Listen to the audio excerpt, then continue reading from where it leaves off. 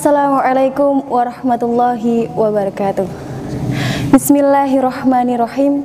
Alhamdulillahirabbil alamin wa sallallahu ala sayyidina Muhammadin nabiyyi wa alihi thahirina wa sahabatihi ajmain, amma ba'd.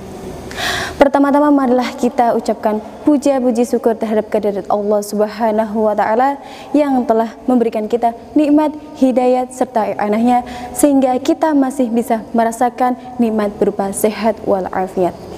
Salawat serta salam semoga tercurahkan kepada junjungan kita Nabi Muhammad SAW yang telah membawa kita dari zaman jahiliyah menuju zaman Islamiyah, dari naik onta sampai naik Toyota, dari yang tidak bisa apa-apa sampai lihai dalam berbahasa.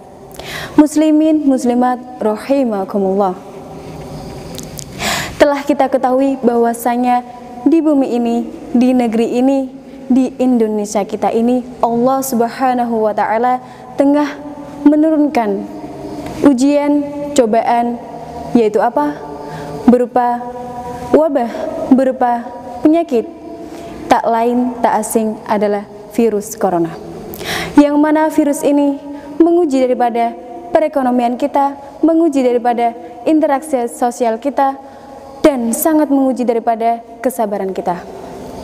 Dia yang tak tampak tapi begitu berdampak. Dia yang sulit ditebak dan datang pun tanpa jejak. Dalam suatu hadis riwayat At-Tirmidzi dan Baihaqi radhiyallahu an, Nabi Muhammad sallallahu alaihi wasallam bersabda, apabila Allah Subhanahu wa taala menghendaki kebaikan pada suatu kaum, maka Allah memberikan ujian terlebih dahulu. Oleh karena itu, marilah kita hadapi bersama dengan sabar, jangan ingkar, jangan melanggar, dan jangan berbuat mungkar yang malah menambah kehidupan semakin sukar. Muslimin, muslimat, rahimakumullah. Allah Subhanahu wa taala berfirman, la yukallifullahu nafsan illa wus'aha. Allah tidak membebani seseorang melainkan sesuai dengan kemampuan. Surah Al-Baqarah ayat 286. Jadi perlu kita ingat bahwasanya Allah itu memberikan cobaan kepada kita, memberikan ujian kepada kita, tidak lain, tidak bukan, hanya untuk agar kita menjadi manusia yang lebih bersabar, menjadi manusia yang tegar, dan juga manusia yang selalu berikhtiar.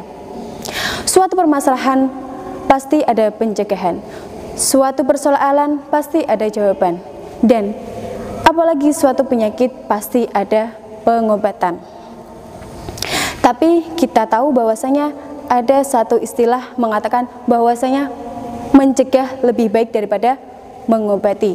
Maka dari itu, kita sebagai seorang santri, kita sebagai seorang muda-mudi dalam negeri, sudah sepatutnya kita mampu mewujudkan, kita mampu membuktikan, kita mampu mengurangi dampak dari penularan virus corona ini. Lalu dengan cara apa?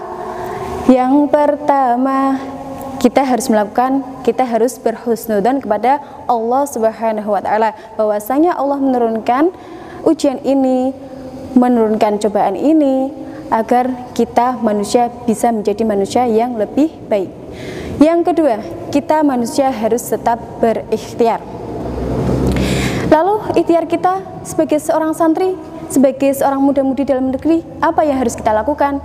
Yaitu tentunya kita harus patuhi anjuran pemerintah, patuhi protokol kesehatan. Jangan lupa cuci tangan, pakai masker, dan satu lagi, jangan lupa jaga jarak. Yang terakhir yang bisa kita lakukan adalah setelah kita husnudzon dan juga berikhtiar, kita selayaknya sebagai seorang santri harus berdoa, harus pasrah, harus mendekatkan diri kepada Allah, bahwasanya kita selalu terhindar dari mara bahaya dan juga selalu berada pada lindungannya. Muslimin, muslimat, rahimakumullah. Mari kita seorang santri, mari kita seorang muda-mudi dalam negeri, kita wujudkan, kita bisa hidup sehat, Santri sehat, Indonesia kuat. Selamat Hari Santri Nasional untuk santri seluruh negeri. Allahumma rfa'nal ghala wal bala wal waba fi dunya khassa fi baladina Indonesia. Allahumma rfa'nal ghala wal bala wal waba fi dunya khassa fi baladina Indonesia. Akhirul kalam, wallahu muwaffiq ila aqwamit thoriq. Wassalamualaikum warahmatullahi wabarakatuh. Hari santri, hari santri, hari santri, hari santri, bukti cinta pada negeri.